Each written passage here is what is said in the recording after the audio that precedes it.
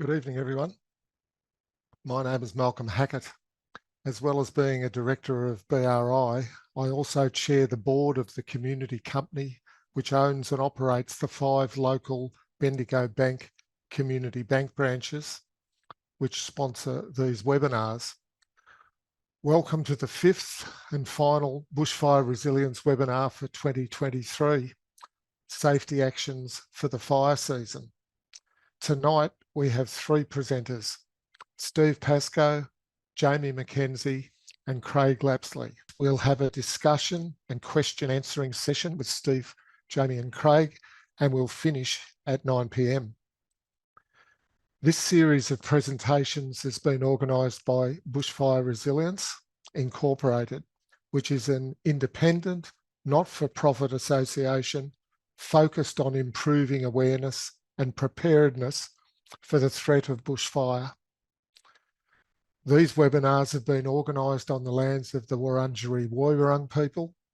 BRI acknowledges the traditional custodians of the many lands from which you join us tonight and the Aboriginal and Torres Strait Islander people participating in this event. We pay our respects to their elders, past, present and emerging, and celebrate the diversity of Aboriginal peoples and their ongoing cultures and connections to the lands and waters across Australia. Please note that the webinars and the presenters are providing information. It's not advice. Our intention is to provide general information about risks to property, people and animals. It's your responsibility to seek advice for your particular situation. Now, this may be a sensitive topic for some people, and suggested services are shown on the screen. We'd like to thank our sponsors, the Bendigo Bank Community Bank branches, the CFA, the Warrandyte Riverside Market, Nillumbik Shire Council, Safer Together, Rotary Diamond Creek, Rotary Eltham, and Davey Pumps. Thank you for registering your interest and for submitting your pre-webinar questions. Now, you'll be able to ask questions as we proceed using the Q&A function, but please keep them short and to the point. These webinars are being recorded and everyone who has subscribed will be sent the link. And of course, previous webinars are available on our website. Our 2022 subscribers clearly showed the #1 topic they wanted BRI to provide information about was bushfire plans and checklists. Now, bushfire plans are given different names by fire agencies. BRI uses Bushfire Safety Plan. We separate the plan into 2 parts. A preparation plan. It's a series of actions that you take before the summer and during the summer to reduce risk. And this was the topic in webinar 2 back in August in 23 this year. A fire event plan are the actions that you need to take before a bad fire risk day, on the day and during an event. And that's the topic of tonight's webinar. The subject matter experts in our webinar on physical and emotional preparation back in 2021 clearly showed the significant advantages of a written, practiced plan. This is a very relevant topic for tonight's webinar. Now, our first presenter is Steve Pascoe, who's actually a neighbour of mine in Strathewen. And a recording of the interview with Steve of his experiences on Black Saturday 2009 is included on the BRI website. It's pretty compelling, and there's a lot of detail there because we had plenty of time to talk. Steve has worked in community-centred bushfire safety education for many years, and he and his family followed their plan to stay with their property on Black Saturday. And he'll talk about what others can learn from a lived experience of staying. Jamie Mackenzie runs programs to help people prepare, survive, and thrive during adversity. And tonight he'll discuss having a plan to leave and a plan if you can't leave. Craig Lapsley is tonight's final presenter, one of the world's most experienced operational and strategic fire and public safety leaders. And he's going to talk about planning, preparing, and practicing like your life depends on us. Steve will now present from his personal experience of staying to defend his home during the Black Saturday bushfire. Welcome, Steve. Thanks, Malcolm. Hi, folks. And thanks to BRI for putting these sort of events on. The information you get out of these events, you won't get anywhere else because of a whole bunch of reasons. So I'll be talking about planning for a bad bushfire day, the day of. There have been other webinars about what to do before the fire day, the start of the fire season, all of those sort of things, which you need plans for. But I'll be talking about what is involved in planning to stay with your property. If that's your intention, then how do you plan for that? That was my family's plan in Strathewen. It worked. It didn't work the way we'd hoped it would. We did lose our house. But we learned a whole bunch of things and we survived quite well, which I'll talk a bit about. Go, Rowan.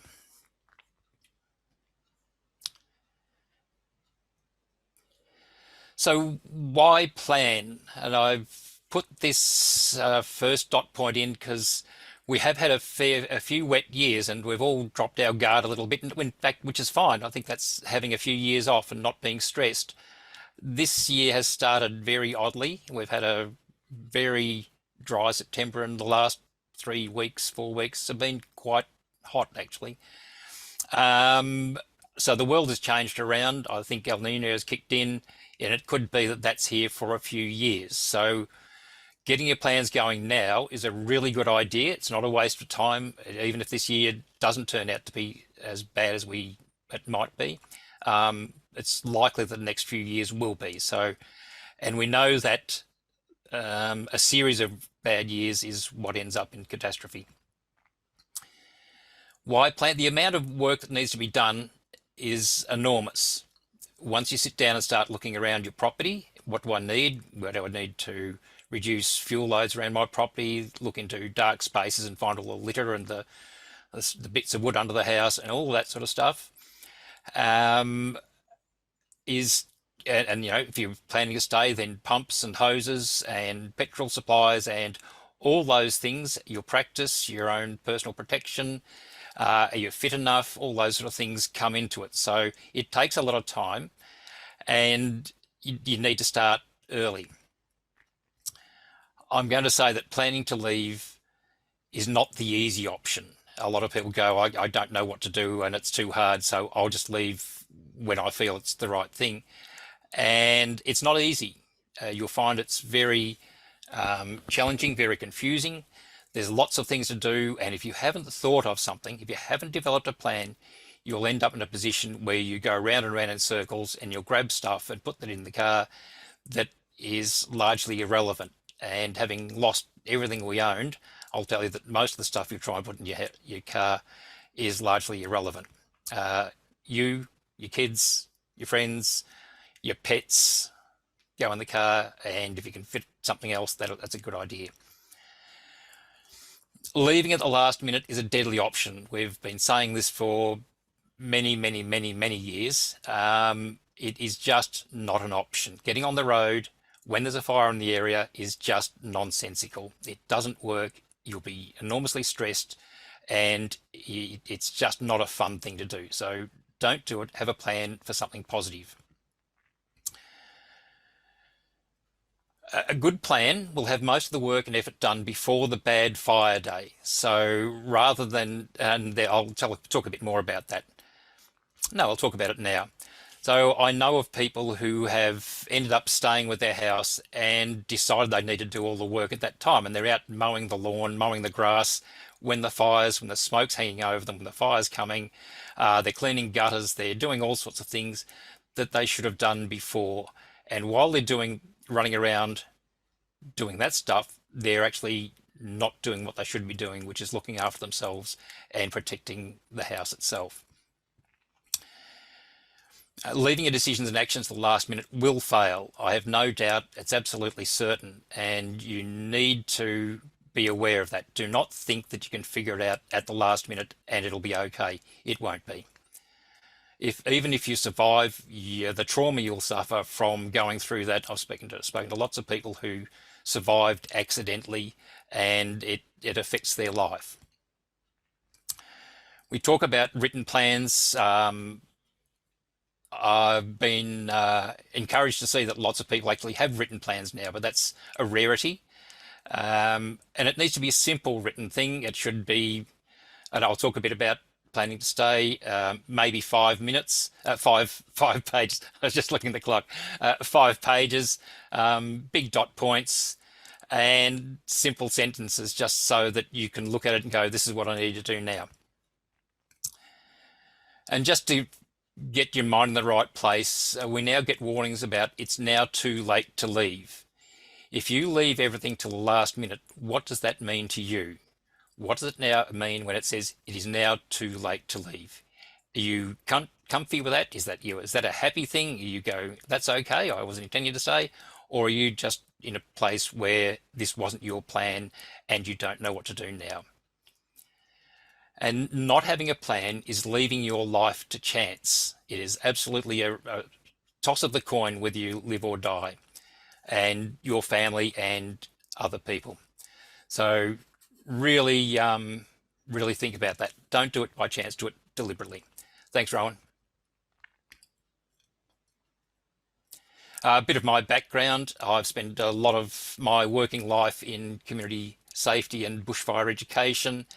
I've worked extensively in communities, spent a fair bit of time in Malakuta after their fires, helping them with their recovery efforts.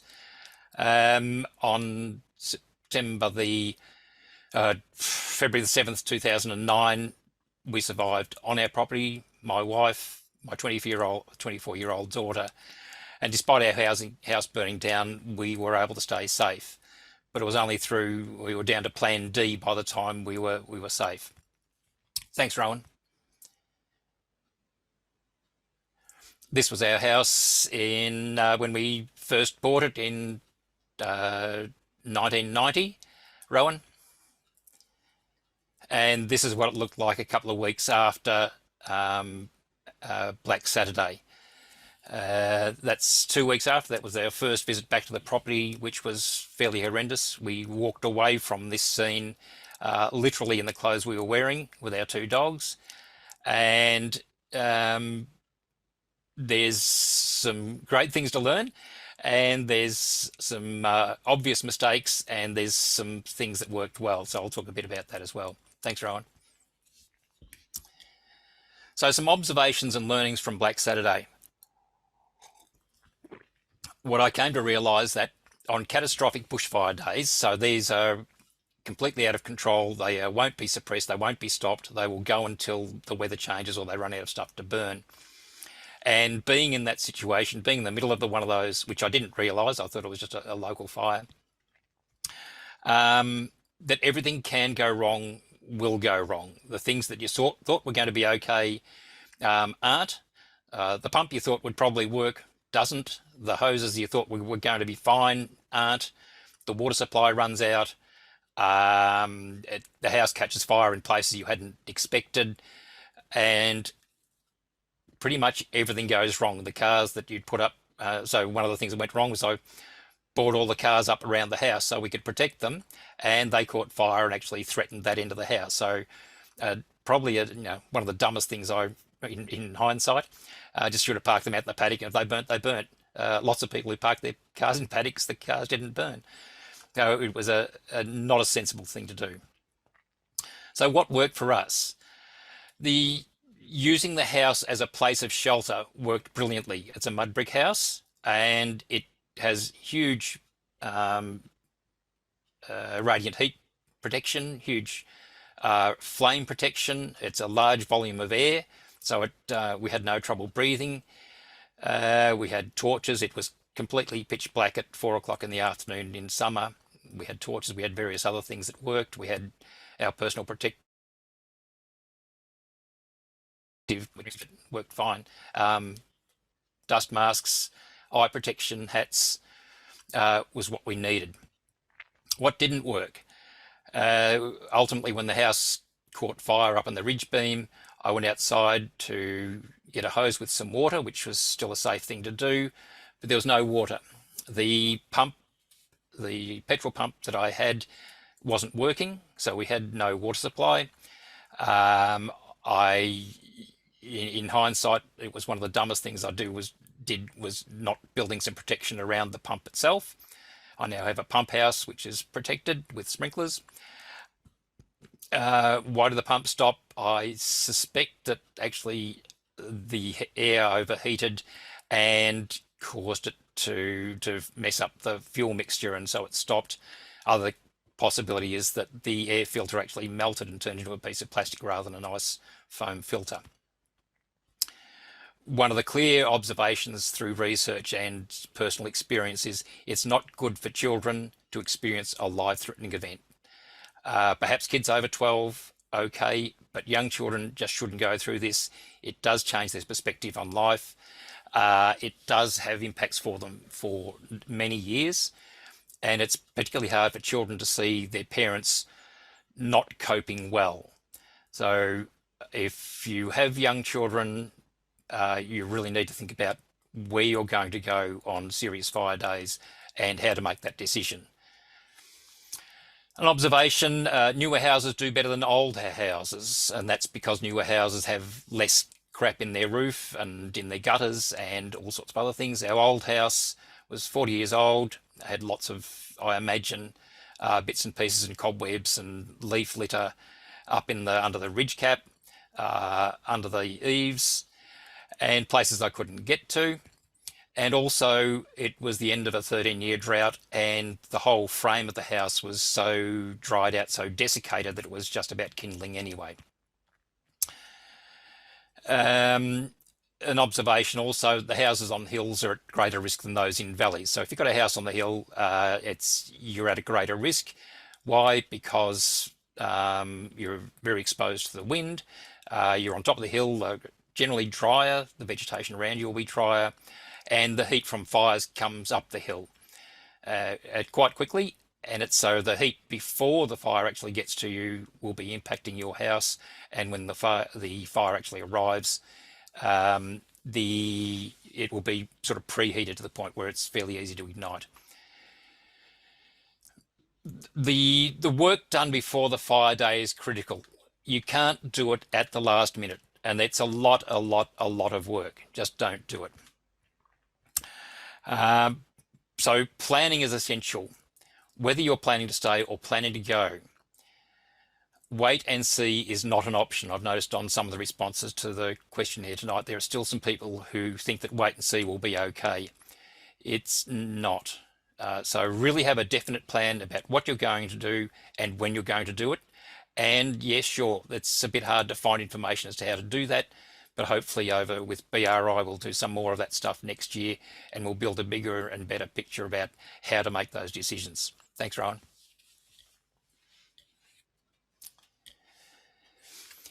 So some considerations in planning to stay with your property during bushfire. Catastrophic days are extreme risk to houses and lives. I can't say it any more simply than that. Justin Leonard says similar things. All bets are off on catastrophic days. It is beyond our science. It is beyond capacity of fire services to manage. Like I said, the fires will burn until the weather changes or it runs out of things to burn. And houses are very vulnerable. No houses are built. There is no house built to modern standards for catastrophic days. It stops working at about fire danger index of 100, and that's when catastrophic days start. And lives are extreme risk, and it's not just being in front of a fire. It's actually superheated air which makes it impossible to breathe and see and all sorts of other things. So catastrophic days are really, really bad, and you need to have great plans to do that, and not being home is one of the better ones of those. So is your home capable of being a bushfire shelter? Have a look at it. Does it meet the standards of a bushfire shelter? Can it withstand radiant heat and flames, or have you able to not have those near your house? What is the combustible material? What risks are you prepared to take? And I'll show a picture of our house later. And it still has a lot of timber in it, and it's a nice house, and I enjoy it nearly every day of my life, but sometime in the future it may not, it may end up the same way as the old house. We have a plan A. Like I said, we went through plan B, plan C, and we're down to plan D by the time we were finished. What are your options if plan A fails? What are you going to do when what you thought would work doesn't work? And in those bad situations, it most certainly won't work. So have a think about what plan B is. What do you do when what you thought was going to happen doesn't happen? What about your pets and large domestic animals? Pets are easier. You can keep them in a safe place in the house so they don't run around. You can find them. You can leave with them in your car if you're necessary, if that's your plan, but not too late.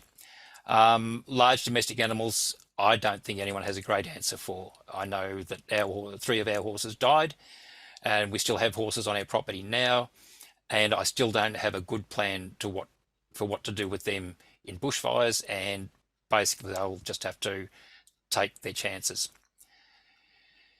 It's important that everyone in the household knows the plan, and practicing will reveal all the things that won't work. So everyone should know your discussions and practice it.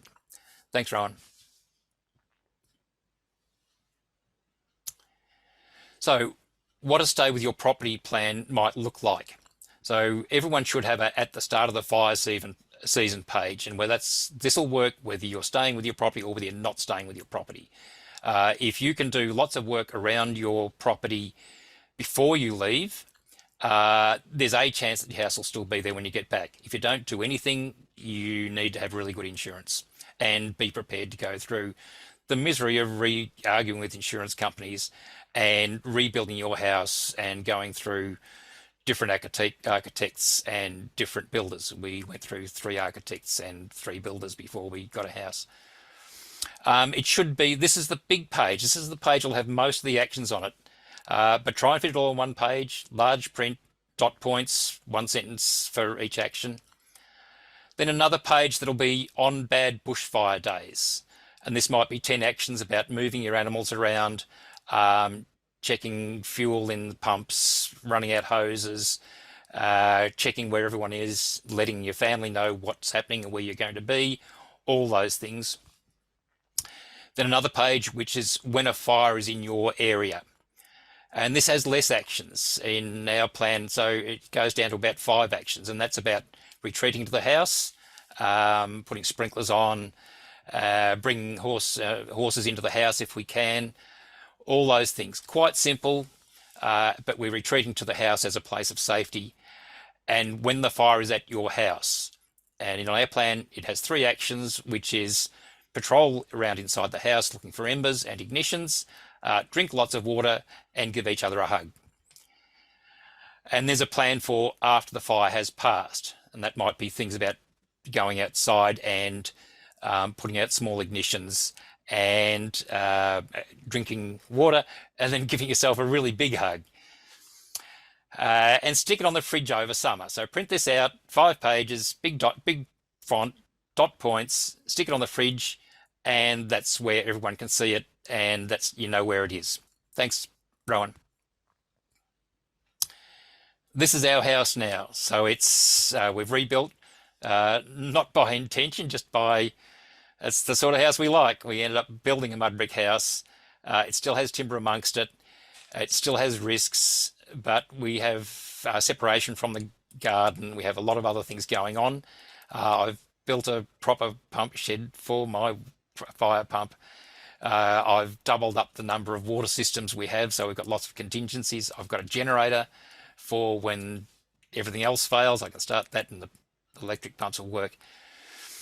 Just quickly to finish off, would I stay and do it? Would I do it again? Yeah, absolutely. But I'm 15 years older than I was in 2009, and the day is coming fairly rapidly when I need to not do this, that I need to plan to not be here. It's coming very shortly, and our plan will change. How do I feel about what we did? I personally am in a much better mental place. I knew exactly what happened. I know that we did the best job we could. I know I have no what ifs, and we survived quite comfortably. At no point did I think that we were actually in danger of dying or of even being harmed. It worked very well. Our plan worked well, apart from being down to Plan D. So it is possible. It is worthwhile, but it's a lot of work, and you have to be pretty competent and capable. So that's, I think my time's up. So I'll throw back to Malcolm, and we'll have a chat to Jamie. Thanks, team. Everyone, thanks, Steve. And yes, you've introduced Jamie, who's going to give us a presentation on the topic of having a plan to leave, and importantly, a plan if you can't leave. Welcome, Jamie. Welcome, everybody, and thanks for the opportunity. Yes, I want to sort of look at a plan to leave and a plan if you find yourself that you can't leave, and I think too, just to cover off, there's so many variables when we're talking about this, you know, whether you live in a small community, high bushfire risk, if you live in an isolated property, but we just sort of want to talk about principles, and you know, everyone's plan is going to be a little bit different, and we just probably want to give you some more considerations of what goes into your plan and some of the thinking. And I want to try and put into that context of not so much. It's one of those things is if everything's going well, but when we're in these sort of spaces, we're operating at a different level. So tonight, I wanted to probably use some of the things I've been using when we train firefighters in decision making in bushfire situations, because when it all boils down to we're dealing with a decision making exercise. You're just going to be making a whole lot of different decisions. We want to try and make sure that you make good decisions, and also too, under pressure and stress, you can make decisions quickly. So I'm going to talk a little bit about that and what affects decision making, and how that sort of connects with the context of developing your plan. I want to look at the principles I want to look at tonight. Really is the consideration of human factors, because that's probably going to be the key to it. You know, the best laid plans never survive the first bullet. So we're just trying to take some of the consideration of human factors into our planning. I want to really look to at realistic response actions, like, you know, and I look at even some of the agency plans. Like, I know that's sort of like the best option, but let's be realistic. Can we get that many resources, and how will it work? Will I get that messaging? You know, well, maybe you won't. I just wish we could give you an exact perfect do this and that will happen, but it's just not going to. And if we're relying on technology, you know, experience has showed us that's probably going to let us down when we need it most. But I think also too, if we know that, we can problem solve it. So when Steve was talking about before the plan A, B, C, D, that's about a problem solving. If we can realise what some of these things we need to problem solve before, that'll speed up our decision-making process. I want to look at a bit of contingency plans and trigger points, or trigger decision points, which speed up your decision-making.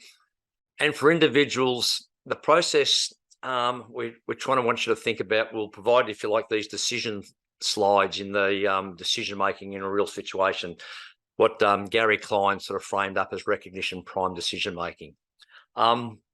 So again, I'm going to sort of talk more broadly on the principles. rather than just getting them, because everyone's going to have to apply the thinking to their own situation. And Steve's really highlighted really well all the things you need to take into consideration for your situation. So the way I sort of look at it, not everyone has a plan. I'm looking at the survey that went through. 58% have a plan, have a written plan.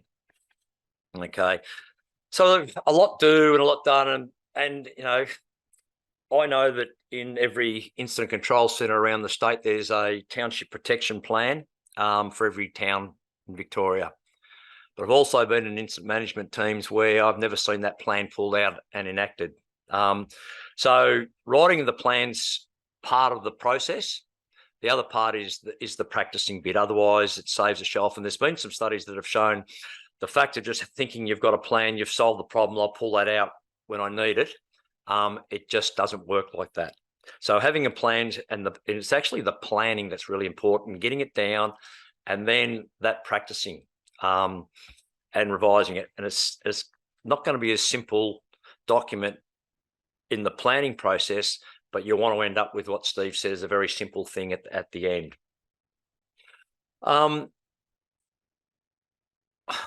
I want to actually talk about a little bit of a different day. So when we start looking at our planning, you know, and a lot of the plans we do are really based on that high-end sort of event. You know, the Black Saturdays, the Black Summers, those bad days we sort of know, you know, hopefully you've left if you can, and all those sort of decisions. And as Steve said, it's not quite that easy. We'd like to think it's easy, but if you own a business, do you just shut down the business, particularly if there's a fire in your area? So there's a lot of things to consider, but I want to think about the surprise event, if you like. A little bit like the Little River fire situation a number of years ago. You know, the forecast day was sort of 32. It wasn't setting off any major flags with the bulk of the people. You know, for us down along the coast, it was just a nice beach day. But the wind, you know, the temperature got up a bit higher into the high 30s, and the wind got up a bit higher. But the day started off fairly benign. So those are the sort of days when, you know, the family are out doing things. You know, we don't, in our plans, we've got to consider the family doesn't always just hang around a little family unit. You know, the teenager off doing something, you know, one member of might be in town. So how does everyone get back together? What's the trigger? What's the plan to get back together? And particularly on those days that aren't the really bad days, but the ones that come up and surprise us. You know, I haven't got an answer for you. That's the discussion you have with your family. Where do you meet? How do you get up? Do you? What's the communication? If you can't, communication doesn't work. So that's one of the things is, so, you know, where are you and what now? You know, those days we've left early and that's great. But what if something comes up and you find yourself that you can't leave the area? You can't. So you now are here. So this is what we said, that plan, a really good plan, the thinking about the leaving, and that takes a lot of consideration. And then start to think about the plan if we actually can't do that. So now here we all are. I always like to look at it, if you can get the first bit right, and your systems and your thinking right in that first few hours of the chaos, things will start to roll. And you know, in the first hour of any disaster, it's the actions of the local responders and the local community that will have the greatest impact on future outcomes. That's great, but then you start to do the math. You know, if you go to you live in a local small community, find out how many members of the fire brigade there are, you know, and how many vehicles they've got. Then look at how many police are in the area. You might want to take into account, you know, your forest fire management firefighters in the area, and tally up that number, and then divide that into the number of people in your community. And then if you're in a holiday centre where your community like Anglesey goes from, you know, 3,000 people to 25,000 people, put the math into the responders. So here we all are still. So the first priority, I think, with your planning, it's you and your family. That's the obvious first step. But if that's and that's starting to look good, then if you can, check in on your neighbours, get that stuff. And then the third part is, if you find yourself stuck in the community, maybe you can help out there. So that I want to sort of talk about. So here we sort of are. This is the operation. We're expecting members of the public to be making decisions in the same environment as firefighters, without any training and experience in that environment. It's time critical. It may be high risk. So it's going to be this decision making and making good decisions. And so I'm going to take you through some things that we do with firefighters. Now, before I put the next slide up, I've got to put a bit of context around this. For more context in this space, when we're talking this human factors and the emotion, fear systems and things like that, in 2021, there was a fantastic on the BRI webinar with Jim McClellan, Dr. Rob Gordon and Danielle Clode on emotional preparedness. And I reckon that's really well worth going back to have a bit of a look at.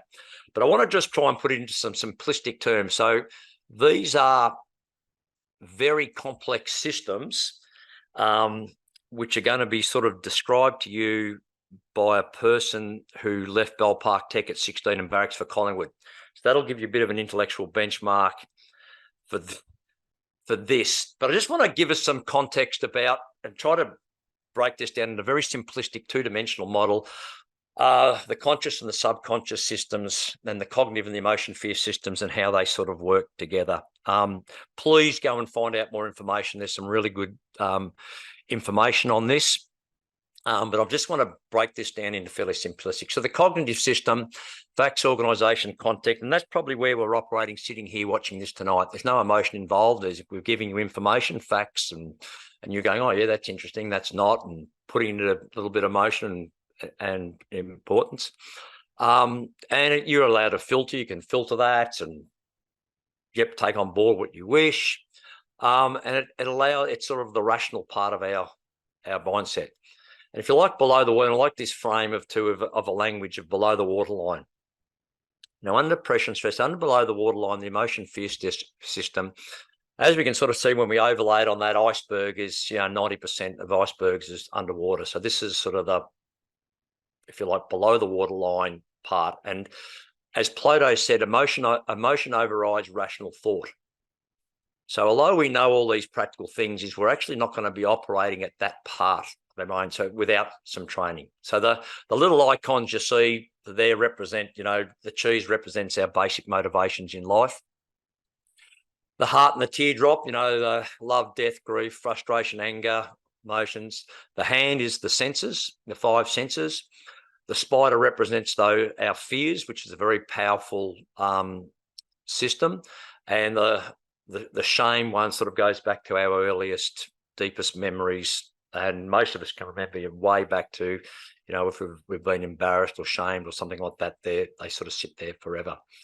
And I sort of like to look at it as emotion is the chemical glue to get long-term sort of memories. So they're connected to the cognitive system. So that allows us to put things into context. Fear is a very powerful emotion. As we said, fear overrides emotion overrides rational thought. If we start to look at it, I have been a surfer, and I know cognitively, with the facts and stuff, I know the chance of me being eaten by a shark something 5 million to 1. I know that's unlikely. But if I'm out in the water and it's half light, I'm by myself and it's a bit gloomy, and a lump of kelp touches my leg, the first thought in my mind, the chance of that being a shark is, 5 million to 1 and what it could be.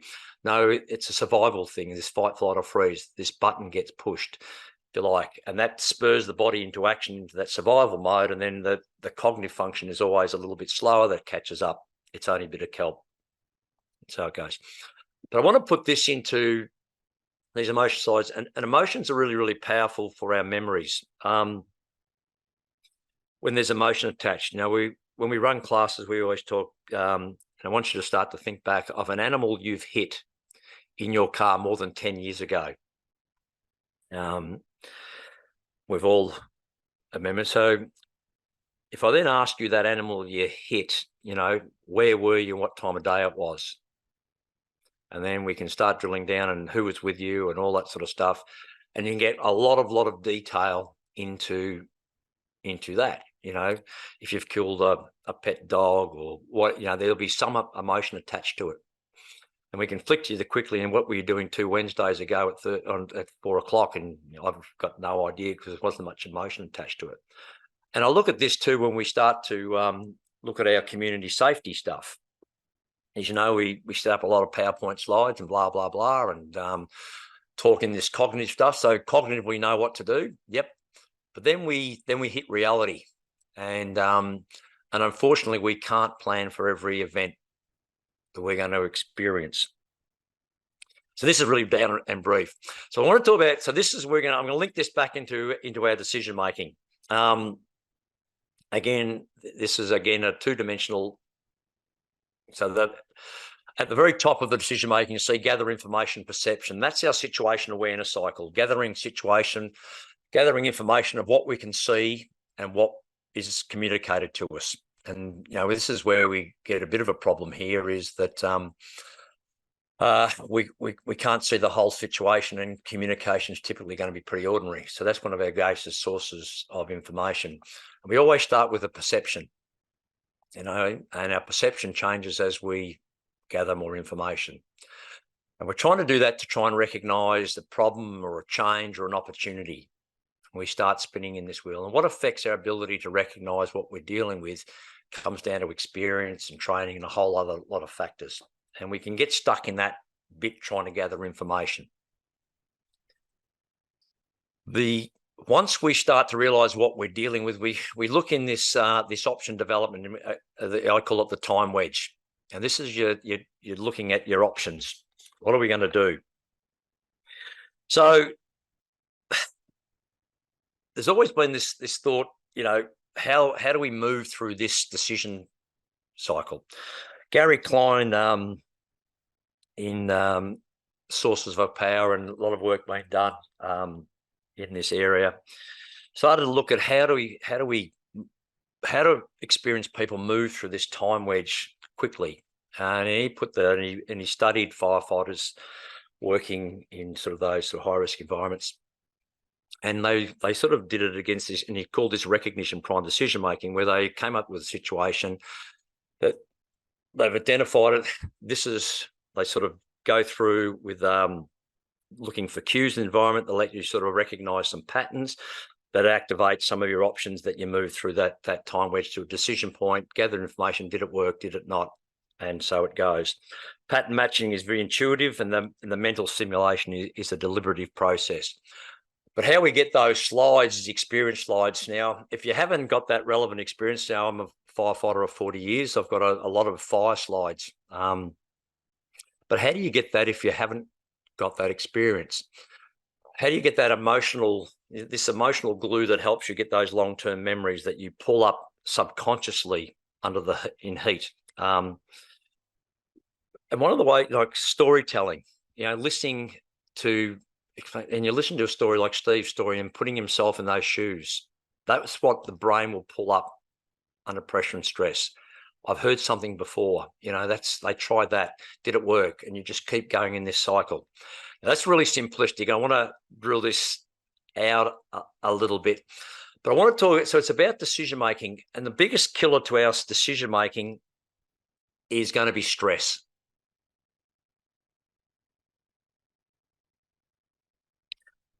Stress destroys decision making. And I want to start to think about when we start to get into our planning.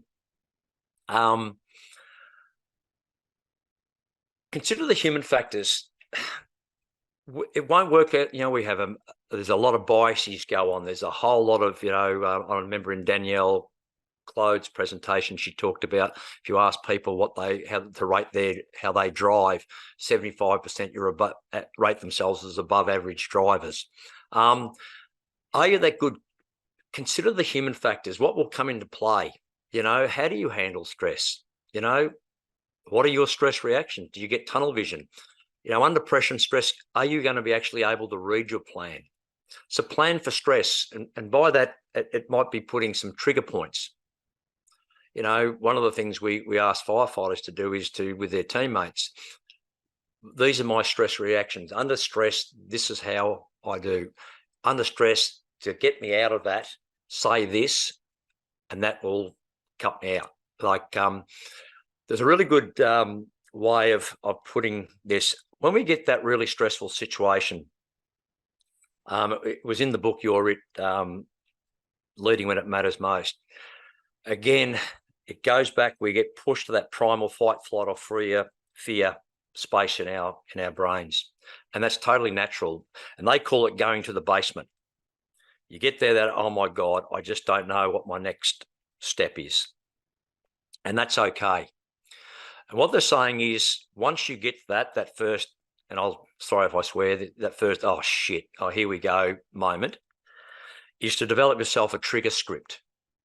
And what we mean by that is, okay, it may be a big breath, a couple of breaths. It may be a trigger point that you've got established with your family. When you see this, when you're in the basement, say, and use the person's name. It's a bit of a cut through, you know, Jamie, you're in the basement, right? And then what they say is, once you get there, then you go into some of the planning stuff, into some of the, you know, what you've gone through and you've practiced in your plan. You go start, and that kick starts your decision making. You start to catch a gear, if you like. You're going, right, I've got to do this, and then I've got to do that. And once you start getting into that flow, that activation, I think Jim put it best in his thing, when you start to activate that part of your brain, Rob Gordon, that part of your brain, which is that creative thinking, and you can then start problem solving a little bit more. So you've got to work yourself, if you like, out of the basement. So plan for that. And that contingency planning, like I said, look where your plan will fail. Get the kids involved. Okay, this is our plan. Where is this going to go wrong? You lose your car keys. What's plan B? All those little bits of things. The fact of going through those scenarios in your mind, it means that under pressure and stress, they will become a slide that will come up and help your decision making. So that's one of the keys with it is, these are all about developing those slides. Ask yourself where this plan could fail. Solve that. Involve the family and children. My experience is working with grade 5 and 6 and teenagers is they are very, very capable. Very, very capable. Involve them and give them a job. They are more than capable. And my experience has been too with some of these kids. If you can give them knowledge, they will get that in, and they will probably be calmer in some ways than you may be. And the best thing is to practice it. How long is it going to take you to pack your car? How long does it take you to drive to here? How long does it take you to go to the place that you're going to go to? And the other thing, when you're considering where you're going to go to, and I saw that in some of the questions before about, you know, these neighbourhood safer places, and if they're not available, go back to some of the principles we teach firefighters. At the end of the day, these plans should be about not dying. I'm sorry to be a bit blunt, and it's pretty basic, but this is going to be the worst day of your life. This is just going to be horrific, and it's about not dying. We train firefighters, a safe area is 4 times the flame height, or put a physical barrier between you and the radiant heat load to protect you. It's not perfect. It's not great, but talk about where those apply those principles to your plan. If we can't get to there, where will be a low fuel area that we can go to? Where will be this? Plan A, B, C, D, and it could go further. And the advantage of setting what we call these trigger points is it's a decision made and you agree on it. If we don't make it here by then, we do plan B. If this doesn't happen by such and such, we do this. And everyone's aware of what it means. So when we hit that trigger, this is the action that we put into it. So a trigger point has a couple of things to it. What is the trigger that determines the action? What is the action? Who does the action? And is it communicated to everybody? Do that, and that's an important part. Now, this is a big thing, so we haven't got enough time to go through it. So I think that's about my time. So I'll finish up there, but it hopefully will spur some conversation. Thanks, and, Jamie. and I might have a few books that might be of interest. We can put those on the website later, so people can see what they are. A few words about BRI. Please encourage your friends and community groups who are living with the bushfire risks that we've been talking about to register and become a subscriber to BRI. So one, you're informed when recordings become available, including interviews with people that we do that aren't in the webinars, and information that comes up on our website. Follow BRI on our Facebook page, and please share our posts. And we thank all those groups and individuals around Australia that have been doing that, because it's growing the number of people that are both supporting us and using the information. There's fantastic information on the website. You'll find bite-sized segments of each of the 19 webinars, interviews, as I've said, with people about what they've been through, how they've organised themselves, how they've protected their animals, and so on. And there's a search engine there to help you find topics using keywords. And please support our fundraising. There's a raffle for 2 Davey firefighting pumps. And finally, please complete the survey, the feedback survey, which will enable us to improve what we're offering and provide that on the website and in future webinars. Craig's going to provide his presentation titled Planning, Preparing and Practicing Life Like Your Life Depends on It. Fantastic title. Welcome, Craig. Thank you, Malcolm. And hopefully we've got a slide pack up. Now, I'm not normally one for slides, but we thought it was a good idea tonight to make sure that we left something behind. And certainly the key part is about you, your family, and what you do as a team. It's interesting that Jamie just talked through a little bit about the team dynamics, and you'll know this in your family, and you'll know it in your broader family or your friends. We're all different in that space. So, you know, the team is made up of someone that's a decision maker. Some people can make decisions quickly and they'll get it right. Others need time to think. And there's also people that are doers. Now, all of those are important in your plan. So it's not just about the physical parts of the plan. It's also about how we interact together. So the plan, your survival plan, is something that's really, really important. Rowan, you might want to flick all the bits down here. Without going through it detail to detail, one of the key things that we've really focused on is about the plan. And as they said before, there's elements of the plan. You know, there's the preparedness phase of the plan, there's the fire event part of the plan. And I think that's a really good way to look at it, because, you know, what have I got to do those months before in the preparedness and the prevention part? How do I get myself to a position that my property's right? Have that discussion, and it's ongoing discussions with the team. You know, who's the team? Is there an 8-year-old and a 9-year-old in the team, and what do they play and how are they going to play it? You know, is there older people in the team? You know, have we got the fitness and the physical capabilities to do what's there? All of those things are important about the final actions of what you're going to do. The other one, though, we're really focused on is about practicing the plan. Now, the stats that Max put out a survey prior to this, and you know, it's about 200 people replied, so it's not a big sample, but it's a good indicator about what people were looking to do. And I'll just reflect now on a couple of them. The intention to leave early was about 58%. So the intention to leave early. 20% was saying they'd probably wait and see what happens on the day. Where's the fire? Has it started? Is there smoke in the sky? And there was about 22% that said they were planning to stay and defend. They had a plan. They knew they were going to stay and defend. But out of that, then we've looked at who's going to practice. You know, so the importance of practicing the plan and who's going to walk it through and do it.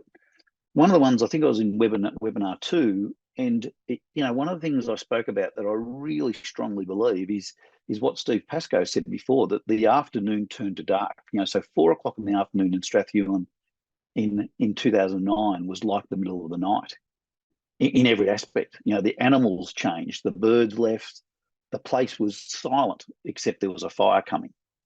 The fire was the noise. So I often say, have you thought about all those actions you're going to do that you plan, and you sit there at 2 o'clock in the afternoon and we'll do this, this, and this.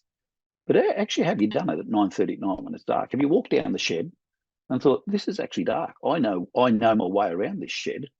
But when there's smoke and there's a sense of urgency, will I get it right? And I think little things like that to practice your plan is really important. You know your property, but do you know it? Or you know your property, but as your property change in these environments that challenge you, and all of a sudden you're injured because you've walked into a tow bar of a trailer, all those little things will be the things that stump you. It'll be the fact that I broke my toe and I'm hobbling around. I can't do what I'm meant to do. So those sort of things are really important about the practice part of the plan. And then obviously, I always talk about it, time of day. What happens at 2 o'clock in the afternoon compared to a fire that comes through at 8 o'clock at night? What happens the day of the week? What's the difference between a Wednesday and a Saturday? School day, recreation day. Kids are at school. What am I going to do? People are at work. We're all at home on a Saturday, or are we, because of sports and other activities? And also the month of the year. What's December, the start of December, still at school? The 18th of December, 20th of December, school stopped. What are we doing in January on holidays? Who's back at work? What happens in February? And I've always, when I was at CFA and also as a commissioner, it was almost a sense of, I relaxed when it got to February. And you know why I relaxed? Because I knew school was back. And I knew there was the normality had come back into the family life. It was almost bizarre that it was, I think I'm going to almost play this out that 90% of the people are going to be at work and school. And you played it out different. Whereas January, it was a bit of a mixed bag. Middle and December was a mixed bag, full stop. So those sort of things are really important. So play those scenarios out. Think about the circumstances, but practice it, talk it, do it. Now, if that's all we've got to say tonight, I reckon that's a pretty good message. However, there's more. So if we go to the next slide, Rowan, and if you want to flick down, people may read as I talk, because I don't want to talk to every point. I want to leave these as things, but there's some key things. The first one to me is absolutely fundamental. Monitor fire danger ratings. Look at the weather 4 days out. Get yourself into that 4-day cycle. The weather normally runs in a 4 or 7 day cycle. 4 days out, there'll be a good prediction. It might not be as accurate, but it'll be a prediction, and there'll be a fire danger rating attached to it. The website's there, the app's there to do it. It's designed to do that, so you look 4 days out. That's really important, the 4 days. The second bit of that then, and he's lost me, is to know your weather, know the environment you're in, know how to read the weather and the risk of where you live. And then also talk about your capability matching those issues. So think about that to know the weather, the risk, what the days might bring. That formula we've got up there, the temperature of 30 degrees, the wind of 30 kilometres, and the relative humidity of 30% is a very basic, and the only reason it's probably there is it's 30, 30, 30. It's a really good point. Once you get over 30 in temperature, the wind speeds get over 30 in wind speeds, and the relative humidity drops below 30. So it's above 30, but below 30. And certainly when you get down into the tens and the single figures in relative humidity, they're the things. The bit that's not in there is the day where the wind changes, is even another complicating factor. The days where the winds stay in one direction all day, coming from the northeast, for example, with no wind change, is a better day than a day that's got a change in it. And in Victoria, there has been more property lost and more lives lost after the wind change, after the southwesterly wind change, than before. That's an historical fact. So those days that have got a wind change in it, absolutely another step up. And again, the fire danger rating will give you the indicators, but the wind change is not calculated into the fire danger rating. That's a weather part. So that's important to understand, is that weather element, the danger ratings. And if you really want to get into it, you can go past the fire danger ratings to what they call the fire danger indexes, which are numerical numbers, which I won't get into tonight, but I'm sure some people will understand and want to understand. Capability, your physical capability, how you deal with your family, your pets, the house, All of those things. Know yourself, know your family. Like I said before, the team's important. To understand the team making decisions, their behaviours, their physical things. And I think Steve Pascoe said before, that really critical things, hydrate. Water, water, water. You needed to protect the property and yourselves, but you also needed to make yourself function correctly. And you will be fatigued. Heat fatigue, smoke fatigue. It will test your body about how you do it. That's why we're saying, why would you want to be there in these days when the fatigue levels are so high, the trauma's so high, and know how to manage yourself. Obviously, access egress is critical. How do you get out of there? What are you going to use to get out of there, and so on. So I think those things are there. I think Steve Pascoe's story told the thing, how scary it is. The noises, sometimes it'll be silent, other times it'll be like a steam train coming past. It'll be visibility lost. It's almost where it takes control away from you. And that's a fire behavior issue. It challenges you to the point where you haven't got control. All the things you normally control are being controlled by something else. And it's outside. It's the environment it's taking control of us. And the difference of a fire that starts a long way back that you'll see smoke and warnings to a fire that starts close and runs hard. So, those things are there. So the plans have got to deal with those.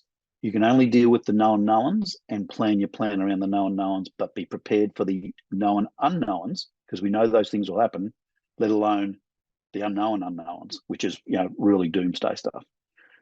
Next slide, Rowan, if I may. Again, messaging. We say don't rely on messaging, but be connected to where the messages are. Don't deny yourself the ability to get information.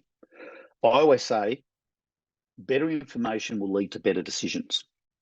Timely information will lead to better decisions. So to stay tuned is important. But I think it was Jamie said before, technology could let us down. So, power's gone off, internet's gone. What am I back to? The radio that might be in the car, maybe is an option. A battery radio to connect to radio stations, because some of those other things might not be there. However, the good thing about Victoria is there is one source, one message. So when they put a message out on a fire or a flood, it goes to the website and the app and the radio stations and the TVs as a consistent message. So the message should be consistent. The timeliness is the critical part. Not always will be a message that defined for your backyard. It can't be. So you've got to take that intelligence in and use it. The other thing about we as individuals, we as humans, is it's well researched that we will look for a second source of information. So we'll hear something, be told something, and then we'll talk to someone, we'll pick up the phone and ring someone, we'll talk to the neighbour. That's reality. We test. But think about who those trusted sources of information are. If you're an ABC radio listener and it's not there, who do you go to? If you rely on an app and the app doesn't work, where do you go? Think about these contingencies about information.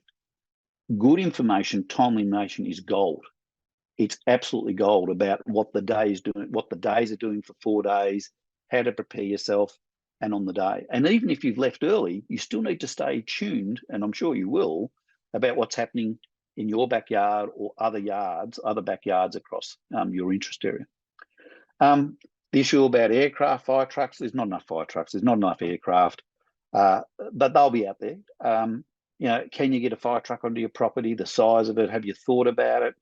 Will they come up into your area if they're uncertain? Because there's nothing worse than a firefighter, and they won't do it, come into dead ends where they can't turn the trucks around because they're so big. All those sort of things are important. I mentioned before about utilities, about what you do, and not only that, what happens about the supply of the things you need. Now, the key things in the survey was about stay, leave, or stay, leave, or wait and see. Now, in the survey, we had a look at a number of things, again, off the survey we've done. And there was, in some categories, a number of people that were in the 50-50 of wait and see. If you're one of those, I think that's a takeaway from this webinar. How do you not be the person that's sitting on the fence? To me, it's far better to know that you're leaving early and have the triggers to leave early and know all the things it's going to be doing, practice it. And if you are going to stay and defend, know it. To sit and wait, I just find it, that will be later in life when something goes wrong, be a trigger point that you'll probably regret because you've got control of this. Waiting and see is sitting on the barbed wire fence and you're going to fall off. And when you do, you're going to hurt yourself. So I think it's important that if we've seen in these surveys, there is a number of people waiting to see on the day of the morning of whatever, I think there's something more that we can all do to help that through. And hopefully the webinars have helped people secure up the plan of what they're going to do and how they turn either way. And I'm not going to say that you've got to leave, but there's a lot of indicators that you should leave. You should have a plan to leave, particularly with young children. I'm very strong about that. And I think Jamie touched on it before. We've seen many examples where young children have been traumatized for their life because they've been in an experience that is so traumatic that they couldn't deal with, and it takes over their life. So those sort of things to me is leave, just leave. Then you've got elderly people, yeah, all those things, but there's also a group of people, and sometimes it's the male of the family that just wants to stay.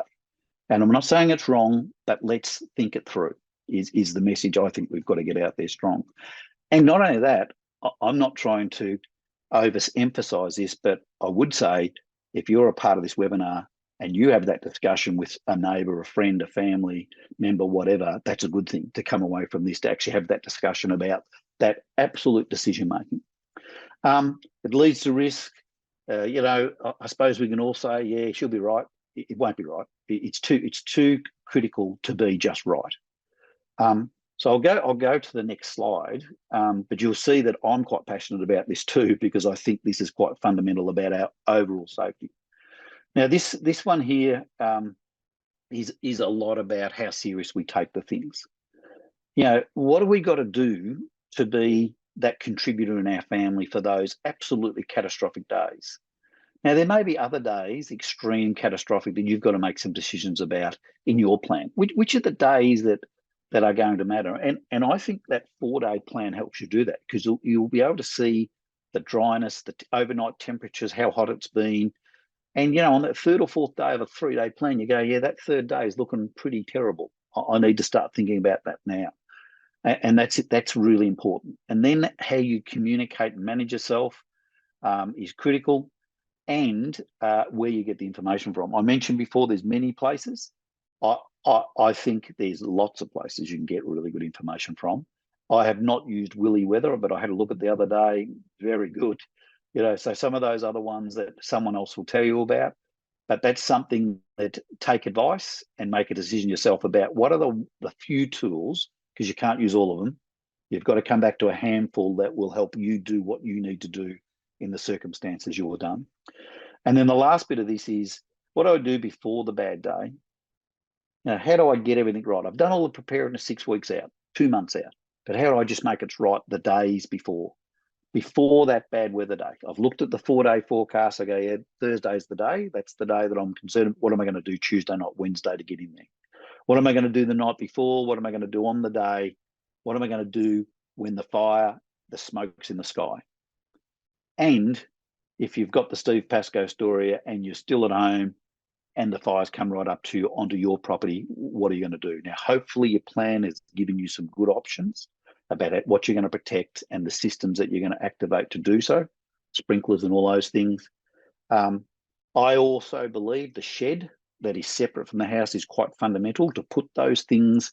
And I think Steve Pascoe said it before, don't park the cars at the front door, push them back into the shed. Let the shed be the buffer for those things that are away from the house.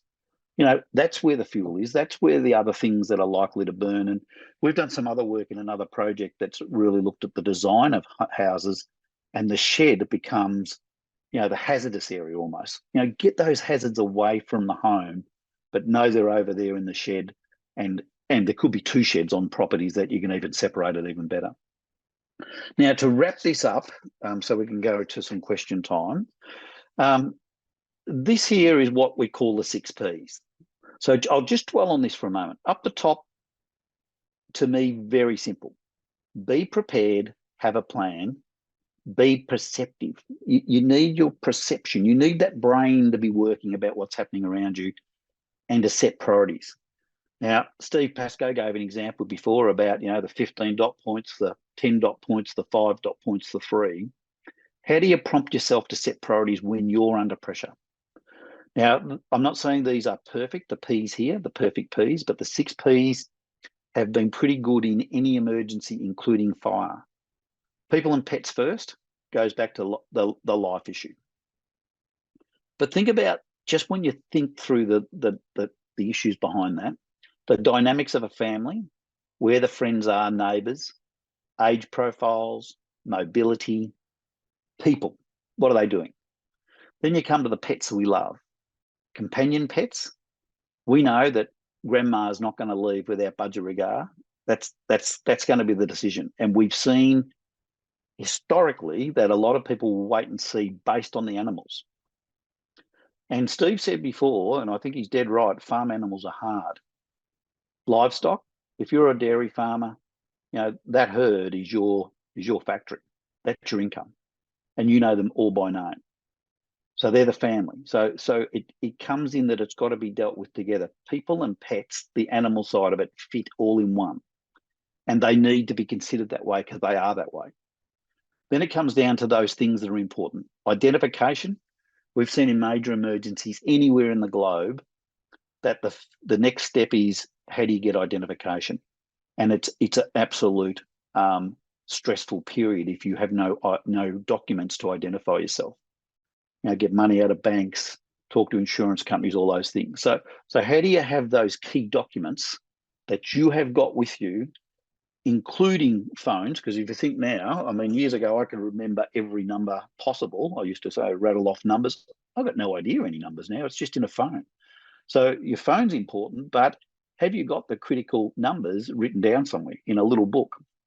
I laugh. My mum passed away a couple of years ago, and in the aftermath, I went and found a little book, which was all the people she was dealing with, which helped me so much in the post-death period. But all those are there. Pictures, those parts of the home that are so important to you.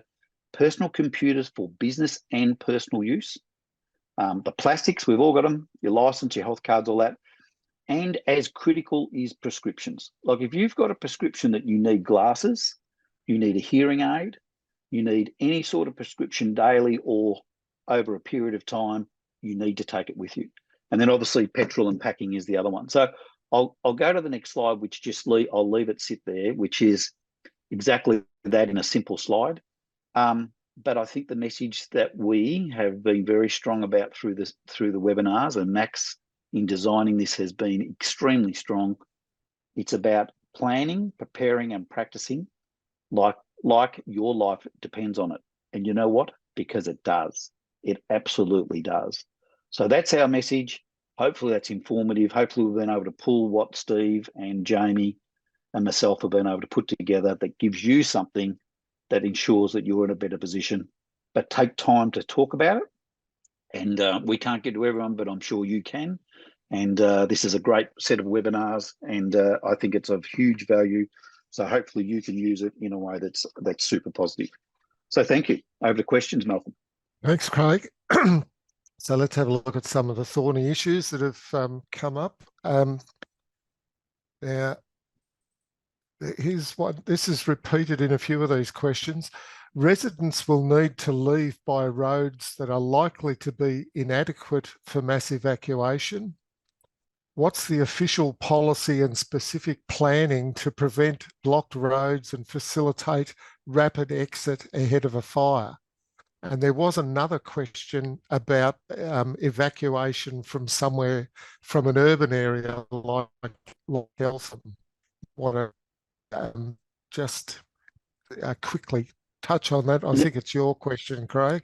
Yeah. So to me, road congestion will always be an issue when we get into these high level of activities. Hence why leaving early is one of the greatest options. You think about if you leave early, you're in command. You're in charge of this and you can go somewhere. If you wait and the roads are clogged up, you're in the, and I think Jamie had a couple of photos in his presentation that were roads leading into Anglesea on the Great Ocean Road.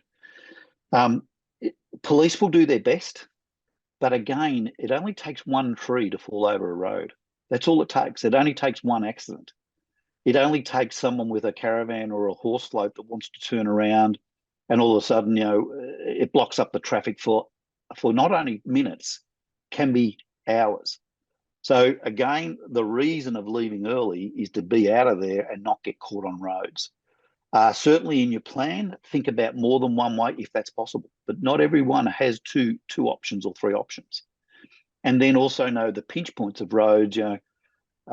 It doesn't matter where you are, you'll be able to, the pinch points. When it's busy, where does all the traffic back up at 4 o'clock in the afternoon, when it's school days, and so on. So it's got to be part of your plan. None of us can give it to you, but it's simply got to be something you're thinking about, not only your backyard, but the points of egress and the best points of egress.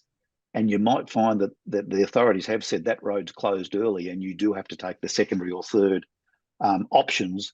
But again, Malcolm, I think the leave early message is the best message, but I know that's not always that everyone can do. And the hardest one is when the fire starts on top of you and the authorities are saying it is time to leave, or they tell you you can't leave. So there's many options there. And the sad part about it for us is we haven't got a single answer for that question. Yeah, that's reality. The thing I would just say is, and build that into your planning. Okay, when the road's blocked, this is what we do. We say that they try to get out the road and they find themselves stuck in the car. What do you do then? Do you leave the car? Do you so set your trigger points if it's, and that's again that thinking, keep going down. The what if we can't? What if we can't? And you're right, Lapo, there won't be enough to guarantee movement of traffic. I just think that's going to be one of the ones where if it works, if it does work well, it's a bonus. Yeah, I think this question is in a sense related to that, and it's how effective is a neighbourhood safer place and under what conditions should it be accessed? And this particular person says their local one is an open area on a dirt road in a small community settlement about 6 kilometres from their township. Malcolm, what's your thoughts? Yeah, Malcolm, the easy, it's not an easy answer, it's a reality answer. A neighbourhood safer place, and the words that go after the neighbourhood safer place, is a place of last resort. And I think that's really important to understand. It's not a primary place, it's a place of last resort. 99% are open. 99% are open in a football ground, an open space. They've done the science behind it. But if you're there, and Marysville in 2009 will tell you that the experience in the middle of the oval where the cars were clustered together and what the people experienced was as traumatic as what it would have been on the roads, and it was as traumatic as if they had been at home. However, they had clustered together, and that's why a neighbourhood safer place was built in legislation to give an option, but it's a last resort option. Know them, certainly know them even on your routes of travel. So if you do have to travel a distance and there's some on the way, they are important to understand. But again, it's if you are needing to use a neighbourhood safer place, a place of last resort, you will be fatigued. You will experience probably extreme weather, smoke, and even fire. So it's not as if you're away from it. You're just in a place that's cleared, and it's cleared for a reason. So it's got a good purpose, and it is a good thing. However, it's not the place that you should plan to be part of. Plan to be away from it. Get out of the area. And I'll just add again, Mark, that planning, okay, so you can't. What's plan B? And then your plan B and CFA, they've got some great things. If you are in a car or if you are in these remote areas, there are some guidelines to actually what precautions you can take. But again, it comes down to those plan A, B, C, D, and the neighbourhood safer place might be that bit, and then the next level might be just you're trying to get through it, and it's going to be horrible. It's just going to be horrific. As I said, if you're not there, you're not experiencing it. There's a number of questions here that I think are difficult, because what they're really asking is what if I don't want to constantly leave because I know it's bad coming up, but I want to, I want to stay to see whether it's going to be bad.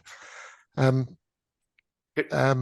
I think you've already given an answer for it. I guess this is the real world thoughts going on in people's heads about, I don't want to leave every time I'm told it's bad. I want to decide when it's bad. Malcolm, I just jump in there on that one, because you're right. You know, it's a really good book, The Ostrich Paradox. Why we underprepare for disasters, and if you like, that human element. We all know what we should be doing, but let's just be real. We're humans, so people won't do what we need them to do.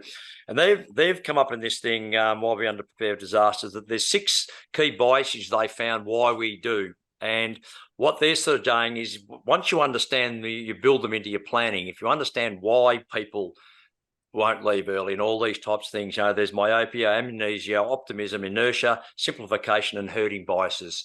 So these are the sort of studies that come in why people underprepare or don't do it. And this is what we've got to start doing. There's that much information of what to do. We've got to start drilling out, why aren't they doing it?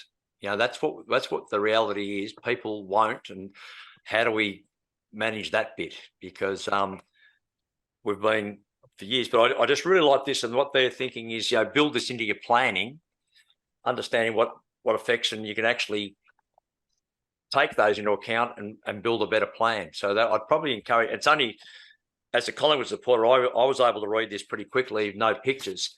You know, it's 100 pages. And I think that's really good to just have help with your planning.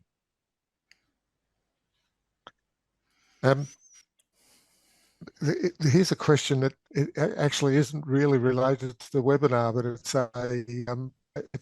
it's come up, I guess, from thoughts coming out of other webinars. It says, we know about around 80% of houses lost in bushfires are caused by embers.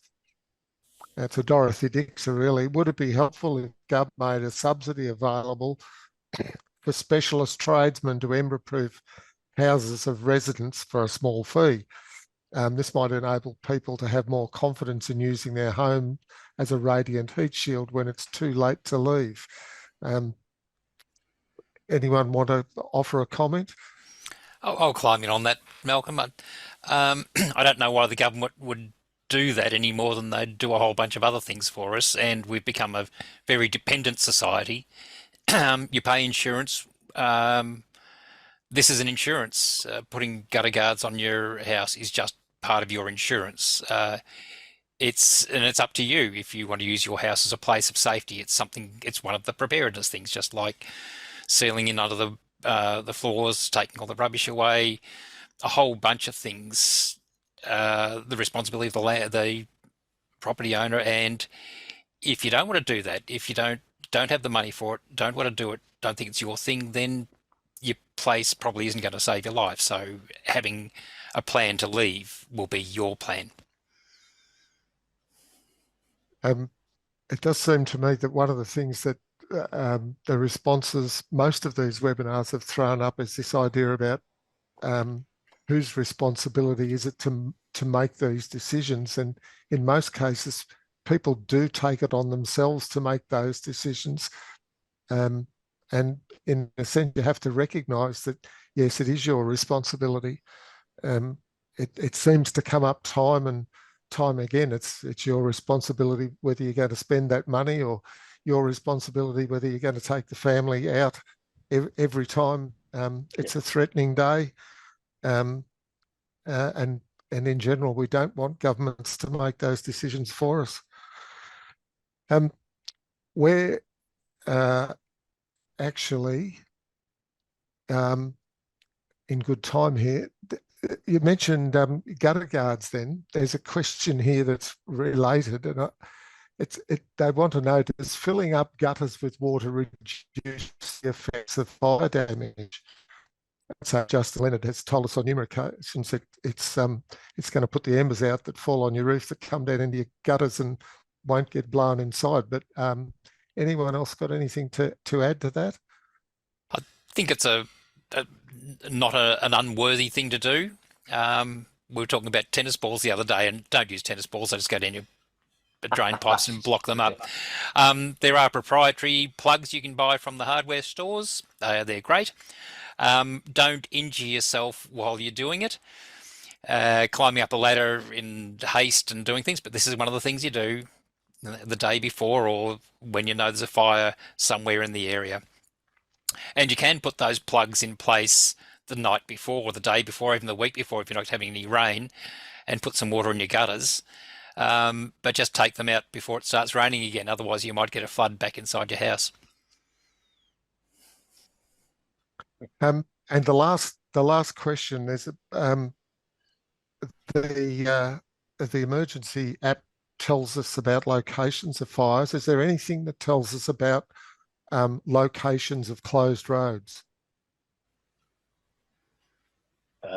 Yes, there is. So the Vic Roads, and I have to think about this, the Vic Roads website, and I'll have to go to it myself to refresh myself, but there is a Vic Roads website that shows closed roads. However, in the initial stages, police may block a road with a police vehicle, and that is not guaranteed it will be on the Vic Roads site straight away. There could be a delay.